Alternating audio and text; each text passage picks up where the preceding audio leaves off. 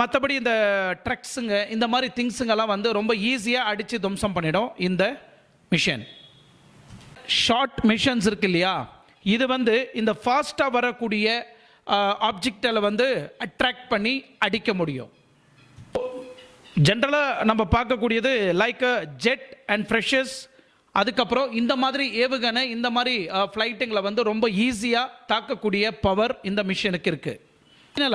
சுதர்ஷன் சக்ரா இந்த S-400 மிஷனை நீங்கள் பார்த்தீங்கன்னா ஒரே டைமில் 2 ஏவுகணை இதில் நாம் தாக்க முடியும். இந்த 2 மிஷன் அட் அ டைமில் பாஸ் ஆகுது. நீங்கள் பார்த்தீங்கன்னா ஒரு வேளை நம்ம டார்கெட் பண்ண அந்த மிஷன் டார்கெட் மிஸ் ஆகாது, கண்டிப்பாக அடிப்பாங்க.